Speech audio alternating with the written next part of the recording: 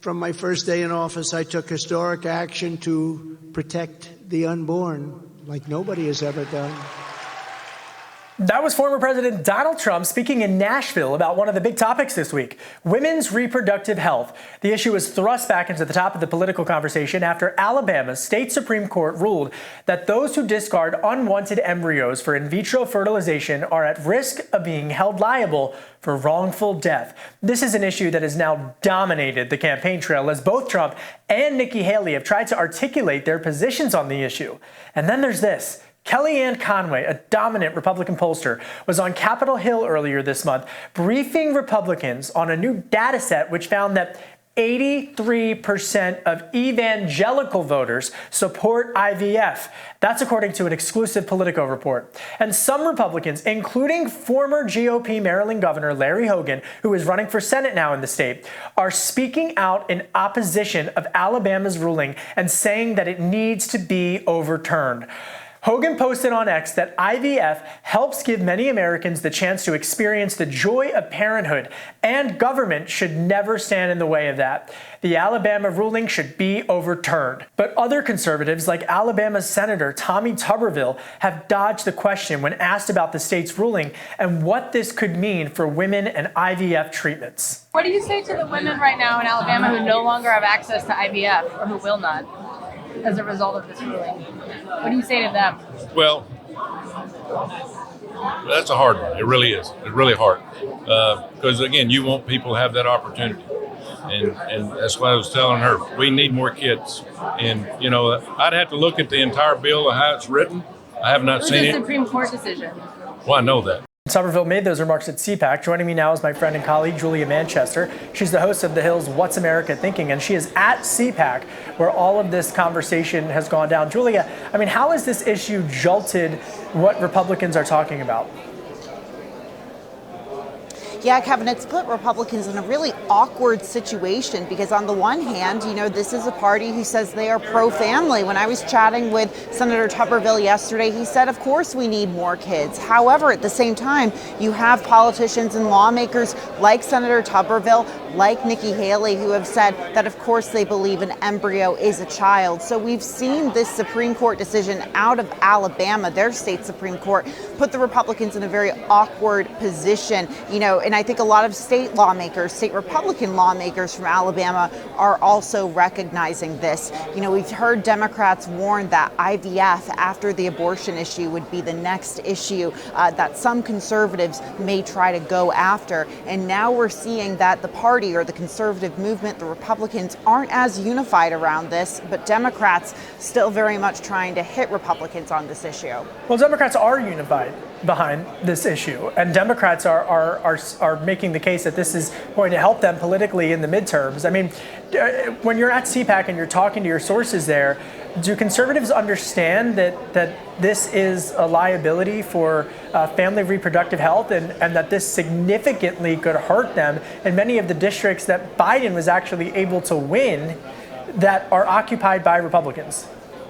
I think there's a split, and I think you hear a lot of conservatives saying this is a heavily nuanced issue. You know, they acknowledge that they believe that an embryo is a child. However, they hit the roadblock in that argument when saying that they're pro-family and that we need more kids. So, you know, if you watch that soundbite over of Tommy Tuberville and how we were asking him, you know, does he support this? And he says he has to look at the legislation or at the decision, but then says, yes, of course, I believe an embryo is a child.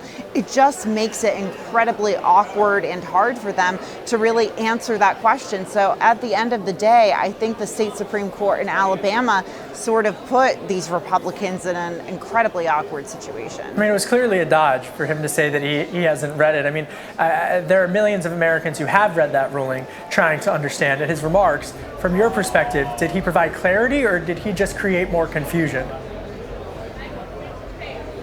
I don't think he provided clarity. You know, in that conversation, it went from initially him signaling that he supported it, and then when asked if he's concerned about women in Alabama and women elsewhere not being able to have access to IVF, he said, well, that's unfortunate. But then when we asked him, is an embryo a child? He said, of course an embryo is a child.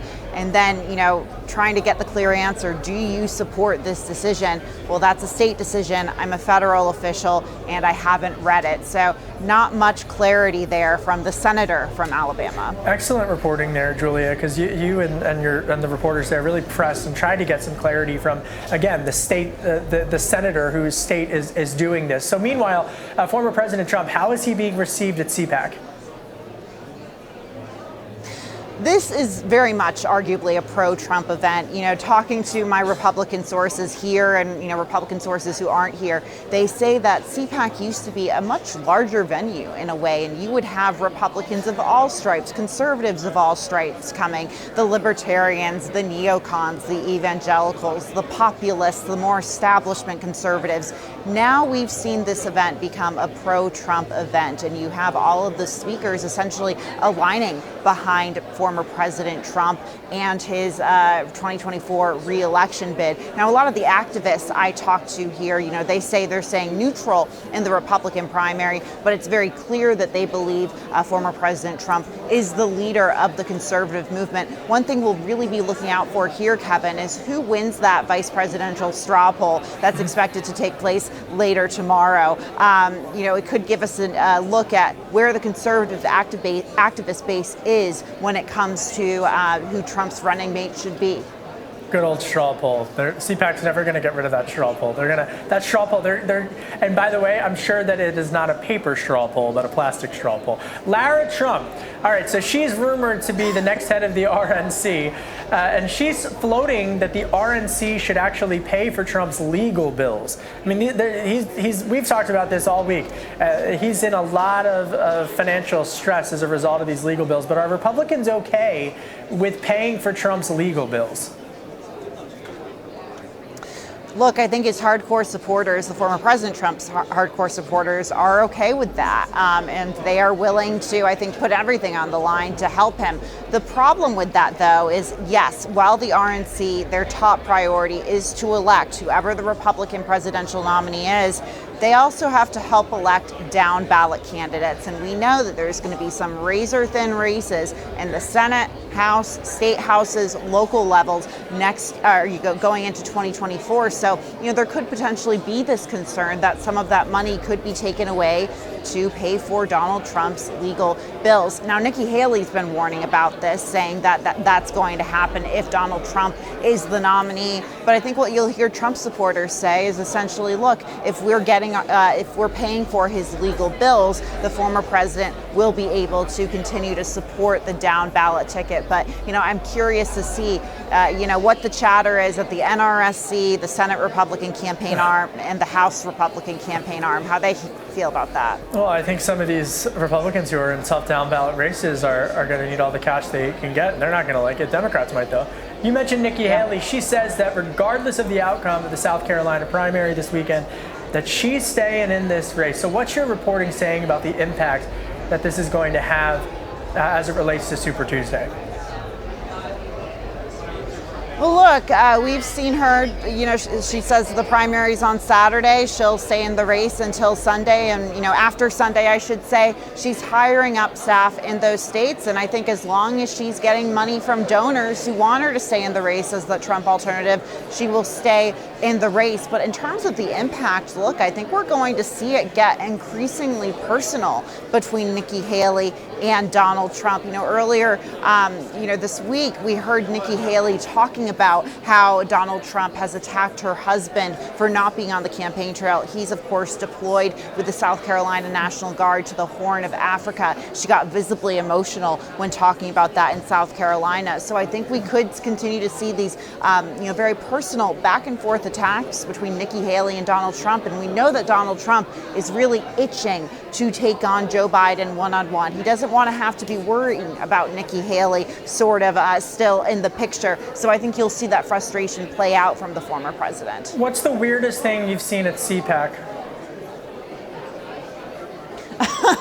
That's a very good question. I know, think, because it's what everyone's talking about. It's not a biased question for our audience. No. I mean, even those who attend CPAC, they admit, they like to bring these weird props or these weird things. It's part of what conservatives would say is part of the charm. What their detractors would say is raises eyebrows. So What is the weirdest thing? It's a fair and legitimate question. They want to. Yeah, they want us to talk about it. Look, I think the January 6th pinball machine here has been the one thing that everyone's been talking about, and I didn't really expect to see that, to be honest. But I think it's sort of, on a serious note, sort of paints how this movement that's gathering here really views January 6th, and how January 6th, even though it happened 3 years ago, is still very much such a political fireball. Yeah, that was... Yeah, Julia in Manchester, I'll leave it there with regards to that. Excellent reporting out there at CPAC, Julia. Thank you for all your reporting. And watch her show, What's America Thinking, on The Hill TV. Leaders in both parties are racing to secure a deal on the government spending bill as the negotiations window quickly closes and fears of a shutdown grow more pronounced. Congress returns to Washington next week, facing a pair of looming funding deadlines, March 1st for a handful of agencies and March 8th for the rest. This leaves lawmakers with little time to iron out their differences and to get bills to the floor to keep the government open. Senate Majority Leader Chuck Schumer is in Ukraine to meet with Ukrainian President Vladimir Zelensky. The visit comes as President Biden unveiled more than 500 sanctions against Russia following the death of Putin opposition leader Alexei Navalny. Biden met with Navalny's wife and daughter earlier this week at the White House. Nvidia stock rose 16% on Thursday. That boosted the market value of the company by $273 billion in just 1 day. This is a massive record for Wall Street, but it's also the latest sign of how artificial intelligence and chipmaker companies are reshaping the U.S. and global economy. Nvidia's total market value at the market close on Thursday was $1.915 trillion. Okay, so that surpassed Amazon and Alphabet to become the third most valuable public company behind number 2's Apple and number 1 Microsoft. What we can confirm, without a doubt, is our equipment is on the surface of the moon, and we are transmitting. So, congratulations, IM team. My favorite story of the week. For the first time in more than 50 years, the United States has returned to the moon. Intuitive Machines' Odysseus rover touched down on the moon earlier. This is a massive, massive robotic and scientific feat for the U.S., and it's also a major milestone for the public-private partnerships for NASA. NASA plans to send humans, astronauts, back to the moon later this decade, but this is the first time that the U.S. has returned to the moon since NASA's famed Apollo moonwalkers. Intuitive Machine is the first private business in the world history, in the history of our planet, to land on the moon. It's an incredible, incredible thing for all those involved. Congratulations to everyone down at NASA, Cape Canaveral, and of course, in the private sector as well. That's it for today's Daily Debrief. My name is Kevin Cirilli. Be sure to like, share, and subscribe to The Hill's YouTube channel, and come back here soon for the intersection between politics and policy.